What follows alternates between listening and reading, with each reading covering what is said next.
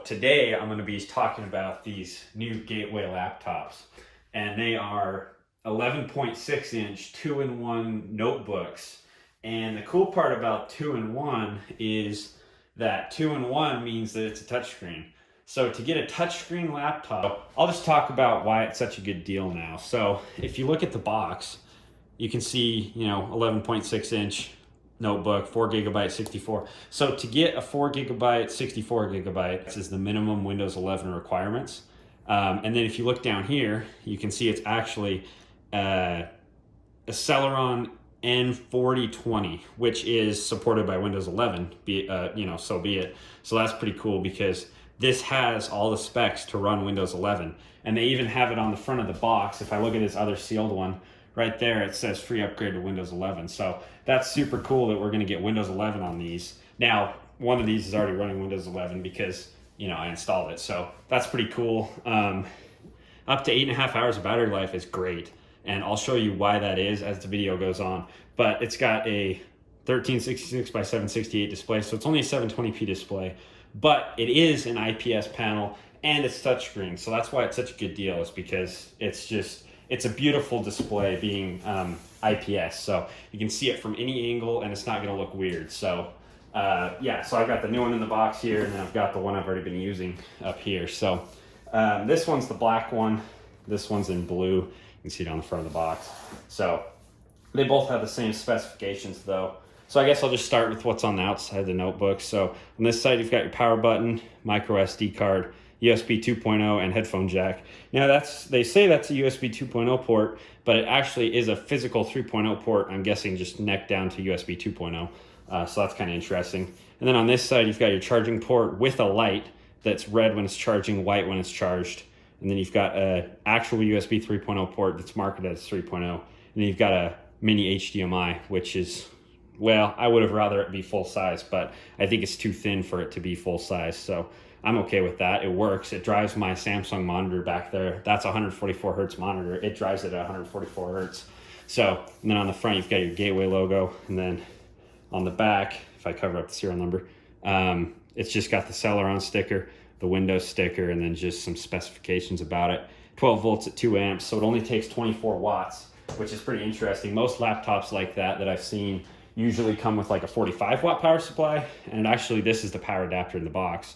I think it's about a 6-foot lead on it, and it's just a 12 volt 2 amp power supply. It kind of feels cheap, but at the same time, if it works and it's decent quality, I'm okay with it, because obviously for the price, you're not going to get the whole world. So you open it up and it's got the touch screen and everything. So it's a beautiful IPS panel, and of course being touchscreen is so nice. So let's go ahead and log in here. So you can see there, it's a Windows 11 desktop. Pretty reflective, because it's a glass panel.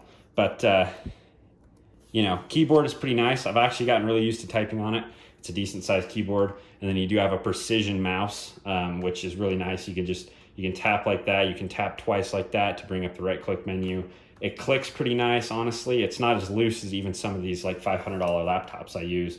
So it's pretty impressive. And then of course, it's a 2-in-1, so you can just fold it around on it, stuff like that. And then you've just got, a fancy Windows tablet. And I think it even has accelerometer. Yeah, you can turn it like that, and it'll follow you. So that's pretty cool. It definitely, being a touchscreen is incredible. Like that, and being IPS. Like, I don't know if they just got a good deal on the screens because they're only 720p or what, but having an IPS display on something it's incredible. And honestly, having the 4 gigabytes of RAM and the Celeron N4020, this thing is pretty fast too. I'll show that in a little bit different segment. This is just the introductory segment.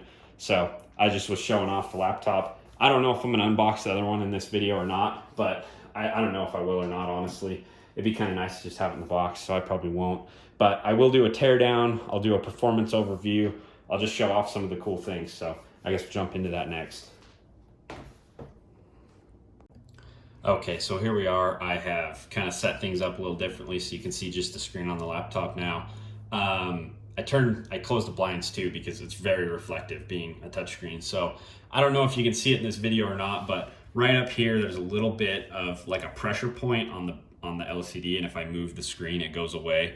and then it comes back. I've noticed those along down here and then up here a little bit. So I'm guessing that's probably where like the display is actually mounted. So there's some pressure from the hinges being put on the screen right in those areas. And like you can see it if you're on a black screen. But honestly, like when you're typing in Word or you're Googling something, you don't notice it. So, I mean, once again, it's just, you get what you get for, but it's just impressive how good a performance this thing has for that price. You know, and the keyboard's decent and the trackpad's decent and the touchscreen's decent, you know? So it's just impressive to me that you can get that, you know, cheap of a laptop that's actually good. So, you know, like you can tap on things and, you know, it's responsive. Like everything is just right there right now. So, you know, you can go in here and we'll just open up Task Manager actually, just so we can just check out some of the general specifications. So if you go into Task Manager, you know, you're going to see these are pretty maxed out and stuff, but that's pretty normal for a low spec system like this. So if you go here, you can see we got the 4020 and with the 2 cores and everything. So this is basically an N4000, just 2 years newer, and it clocks a little bit higher. But other than that, it has the same specs, but for some reason it feels quite a bit faster. I don't know if it's just because the machine I have with an N4000 is slow for some reason, if it's like a bad sample or whatever, but this one is definitely a lot faster. So you do have the 4 gigabytes of DDR3, actually it's DDR4 because this laptop only, or this processor only supports DDR4. So it's running at 2133 megahertz, which is just, you know, it's basic DDR4 clock speeds. 2 out of 2, so it's basically, it's running in dual channel, which is good. That means you have 2 gigabyte sticks in theory. Now it's soldered to the board, obviously, so you're not gonna know that. But that's all good. It's good to see DDR4 being standard on cheap laptops instead of DDR3. So this is one thing that kind of threw me for a loop. It says up here, generic BiWin for the storage. Now this laptop has eMMC. It's not a SATA, or it's not like a, you know, a NAND storage device, but it's decently fast, so I'm okay with it. It is 64 gigs or, you know, 57, 58 once it's formatted. But this thing up here confused me. So I went and researched it, and turns out BiWin is actually a pretty decent manufacturer of eMMC. So it looks like, you know, it is NAND flash, and it's pretty durable from what they say. So I have no issues with that once again, you know, even if it only lasts a year until it wears out, I guess, you know, you can't complain. And then Wi-Fi kind of, I don't know, the Wi-Fi is okay. It's only 2.4 gigahertz, so it can only pick up my 802.11n network, which kind of is unfortunate. But at the same time, it's pretty fast. Like I have no issues when I'm browsing. Like I can just click and open up Chrome, and then it's just right there right now, you know, or it's there in an acceptable amount of time. And then I can just open up Wikipedia, and it's just, you know, it loads stuff pretty fast. So, you know, there's no issues around that. So yeah, it's totally responsive and totally doable for researching things, watching videos, etc. So there's no issues with that. And then you got just UHD Graphics 600, that's just built into the processor. So, you know, it's all fine and dandy. It's just the thing I like about this laptop is it's got that IPS screen that gets so bright. I actually find that usually I keep it around 50% brightness because it, you know, it's almost too bright. And plus you're gonna save quite a bit of battery if you keep it on 50%. So that's just kind of what I've been doing, and it's been working so good. So it's awesome. It runs Windows 11 super smooth. It runs Windows 11 almost better than Windows 10. It's just really nice. So basically what I did was when I took it out of the box, it had Windows 10 on it stock, and it had all the crap bloatware installed, a bunch of games and crap they want you to try and play. So what I did was I made an image of it using the Create Recovery tool, and then I just put that to the side, and then I just used a Windows 11 installer, and I just clean installed it on this computer. And at first, when I did that, I was kind of sketched out because I got to the installer, and it was like select a driver for the drive. Like it couldn't find the 64 gigabyte eMMC. And so I was kind of skeptical. I'm like, oh, that's not good. It must be some special driver or some crap. And that's why I made a backup of the stock images, because of something like that with these cheap laptops. But then I just shut the whole laptop down, plugged it back in, booted back up into it, and it was just fine. It showed up just like any other Windows install, and it worked just fine. So I've had no issues with it since. No special drivers. It all updated through Windows Update, and it's been running super smooth. You know, everything from the touchscreen all the way down to the keyboard, and all the stuff is just there. It just works. So that's really nice. Another thing that's really nice about this laptop is that it has a super unlocked BIOS. Like there is no restriction on the BIOS. You can see my face there. There's no restriction on the BIOS. Like, they literally just took an off-the-shelf BIOS and put it on here. Now, once it shuts down, I'll show you, because it is pretty cool. You just hold down the escape key, press the power button, and it boots up. So literally everything is unlocked, like all the thermal management stuff that I don't even know what it does, as somebody who's been tinkering around with computers for years. I don't even know what half of it does, but yet it's on here and you can use it for things. So I don't know. I feel like it's like a dangerous potential, you know what I mean? Because I feel like you could screw stuff up. I know you could screw stuff up to where it wouldn't boot anymore. But yeah, we'll just wait for it to shut off here. Power LED here, which is the other nice thing. It has power, caps lock, and number lock. There's a little number lock key over here, and then caps lock's just down there. So I'll just hold down the escape key, and then I'll just hold down the power button over here on the side. And there we go. So we'll just wait. I think you actually have to let off the escape key for it to boot, and then you just mash it down the second you get the Gateway logo. And then we'll just escape out of that. So as you can see here, let's see, serial number and all this crap. Oh yeah, touchscreen isn't supported, so you gotta use the memory, or you gotta use the arrow keys. So it has a bunch of stuff. So like right here, look at all these settings. Like if we go down here, the one that probably interests most people the most is thermal, because you could probably play around in here and mess around, and you could probably get some more performance out of this processor, where you could then probably, you know, overclock it a little bit, or just push more power into the processor, and that way you could squeeze some more performance out of it. Now, I don't know what the logistics look like on that, because I don't think the thermals inside are good enough. Like, the cooling isn't very good, and I'll show that later. I'll take it apart and I'll show you. But basically, there's just so many settings in here. Like, you go into one menu and then there's another menu to go into.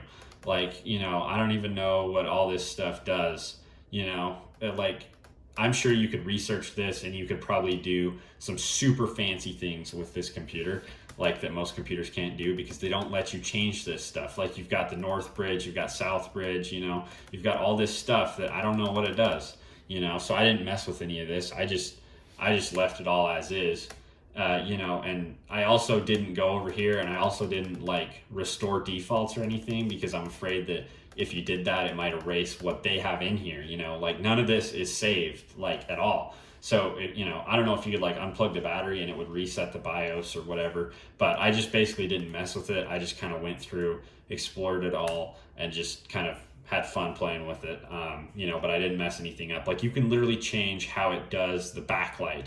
Like, when you change the brightness of the backlight, like, it is literally the most unlocked BIOS I've ever seen. So it's pretty cool. So I think now I might go ahead and shut it down, and then I think I'll do my teardown. But just, I don't know if it comes across on camera. That is a great display. Like, it is just showing these colors super vibrantly. It's just a beautiful display. And obviously, being a touchscreen too, you know, that's a benefit too. So you can fold it around, use it as a tablet, watch Netflix, you know, do whatever you want. You know, it's so cool that you can get such a nice little laptop for that price. So I'll go ahead and I'll move the camera again, and then we'll do a teardown of this. Okay, so here we are. I think everything's good. I think the camera's in shot. So let's go ahead. I've got an iFixit kit here, and we'll just pop the screws out. It's actually I think it's a 0-bit to get these screws out. Yeah, I usually use a Phillips 1 on the bottom cover screws, but it's a Phillips 0 in this case. And they are different lengths. I don't know if that's on purpose or not, but I know these front 4 are the same. But then other than that, I kept track of all the rest of them, because, you know, you don't want to put a long screw in a short hole and have it go through the motherboard or something. I haven't done that personally, but I've heard horror stories. So I just have always been super careful. Just set the screws where they go next to it, and then that way you won't screw anything up. So, well, the main reason I took it apart when I got it was because I wanted to check out, number one, is it upgradable? Is there any part that I could take out and, you know, put in a better one, or put a better part in, like an SSD, and then install Windows to that instead of the eMMC? And I'll show you in here, there's no option like that. There might be if you have a little bit of talent, but there isn't just right out of the box. So then I just kind of took a pry tool, stuck it in, and then I used some picks to go around the perimeter and stuff. And there's just some clips. They're pretty dang tight, I'll give you that. But once you get them up, I want to be careful, especially around those hinges, because that's where all the display cables run. You don't want to, you know, what did I just do? I think we're good. Okay, so now it should just pop off, sure enough. Okay, so that's good. Set these tools to the side. So basically, yeah, I've already been in here, so things are gonna look a little different than if I took apart that new one. But basically, the moral of the story here is that this is a tiny little motherboard. Like usually motherboards take up like this whole portion of the laptop, so the fact that it's just this little tiny section over here is kind of interesting. I will go ahead and point out some of the important parts. So over here we just have our HDMI, USB, and our power jack. So the power jack is soldered to the motherboard. The reason I point that out is that that is a common part to fail on a laptop because people plug and unplug and trip over cords. So if you trip over the cord and you break the charging port, it's soldered to this. You can't just unplug it and put a new one in. You're buying a whole new motherboard, which on this laptop probably means a whole new laptop, because they're going to just sell this part, being small manufacturer and stuff. So that's a downside, but if you're just careful with it, I'm sure it'll last the life of the laptop. So, and then like I said, display cable is right here, so you want to be very careful. It just is one cable for the touchscreen and everything. And then over here, there's a cable which runs to the camera. I'm sure that's for the webcam. Screwed down decent. There's 4 screws that go into the metal frame that holds the keyboard. So honestly, I got no issues with that. It's pretty solid. It feels solid in the hand. No issues at all with that. And then under here, you've got the battery connector. It has quite a few wires. Like, I feel like this definitely reminds me of the Acer vibe when it comes to the battery, because it has, you know, it feels like it's decent quality in the battery department. So that's good. As for this battery though, I feel like it's a 2-cell battery. Well, I know that because of the voltage. It's 7.6, which 3.7 times 2 is almost 7.6. So they just have one cell here and another cell here. They're the same size, just one's orientated this way, the other one's oriented that way. And then there's a BMS down the middle where the wires come out. That's pretty standard. That's a good design. I've seen people like Lenovo do that before. It's a great way to go. It's just cheap. You can make these easy. You could probably find this battery, you know, if you put that in Google, you might find that battery you can put in here if it ever goes bad. Then down here, you've got a couple of speakers. These are honestly the downfall of the laptop. They don't sound that good, but they sound good enough. You know, if you turn them up enough, you can hear them, and that's kind of what matters on a laptop like this. And then down here, you've got some of the touchpad hardware. I haven't taken the battery out. I don't know if you could work on the touchpad, if it like got loose or anything. I don't know if there's anything you could do to fix that, but I just know that it's decent from the factory, so I had no reason to look at it.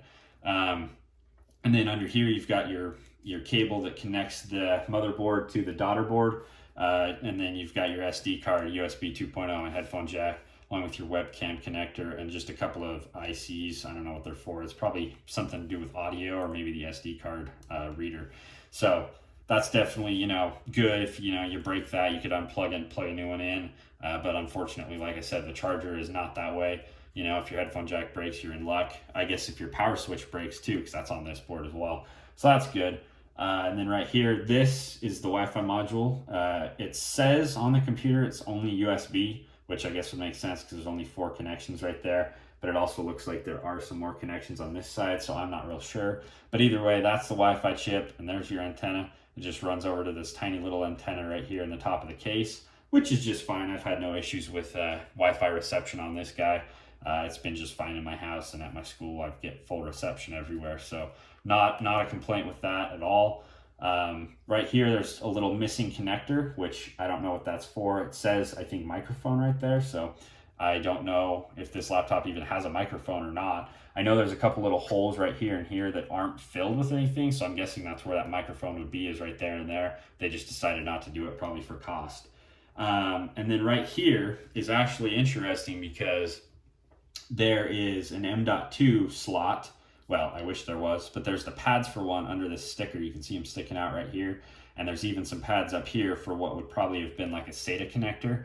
But there's definitely an M.2 planned into this board. Now, I don't know if you could just solder one on and it would work, or if there's missing components elsewhere on this board for that to work. But there's even the standoff screw right here. Like, you could plug one in and screw it down right here. So that kind of sucks that they left that out, because, you know, throw a 256 gig NVMe in here, or like a 1 terabyte SATA drive or something, and that would be a lot faster than the eMMC. But at the same time, you know, you don't really want to put a, you know, $100 NVMe in a laptop that's worth $150, because that's, you know, kind of unproportional. So, and it gets really good performance as it is. You know, you don't need that anyways. So, and then over here you've got your keyboard connector, touchpad connector, speaker connector. That's about it. I'm not going to take this off because I did mess with this already. So you've got one screw here, another one here, here, and here. So 4 screws, and this whole thing comes off. And this is, I don't know if it's copper, aluminum, or what, but it's the heatsink for the processor. So the processor is right under this thermal pad, and this thermal pad is actually what came on the processor from the factory. And it was all crumpled up like this. Like, this thing is crumpled up, and it was honestly not making that good a contact with the processor. So that's why it was throttling when I was using it with the stock Windows 10 on it. Like, it was kind of throttling down. I think this is supposed to run at 2.7 gigahertz. It was like at 2.5. And I was like, oh yeah, I guess that makes sense. There's no cooling in here and whatever. But then I take it apart and I'm like, oh, look at that crunched up thermal pad. So I put real thermal paste on it, and I bent this thing a little bit. I just took and bent it right here in the middle so that it would actually contact the processor once I put the 4 screws in. And I put some real thermal paste on there. And now it will turbo at 2.7 gigahertz for the whole time you're using it. Like, this cooling solution surprisingly can actually keep up. So if somebody buys this laptop, you know, and you want some more performance out of it, take it apart and do a little bit of work on the cooling system. You know, it wouldn't be hard, but I also don't recommend a rookie do it. So that's kind of what I did to improve this thing, and I've been using it like that since the day I got it. I changed it out like an hour after I got it, and this thing has been running really good. So yeah, that's how you get the 8.5 hour. It's probably honestly more than that, but they just say the lowest number they can because for liability. But having a battery this big, 5,500 milliamps, which is 42 watt hours, having a battery this big with a screen that small, an IPS screen that's 11.6 inches, and a big battery like this, and a low power processor, that's how you're getting the 8.5 hours of battery life. Is, you know, big battery, small screen, small processor. You know, it just can hold so much power that, you know, this thing just run for days. And that's the thing I like, you know, versus high-end laptops, is high-end laptops usually don't have this good of battery life, you know, or they claim they do and then they never do. Well, this really will. So that's what I like about it. You know, so it's awesome. I definitely think these laptops are worth buying if you need a you know, a good little laptop for school, or just a burner laptop for something. So you know, this is kind of the end of the video. I don't think I'm gonna unbox that one. I'm just gonna keep it.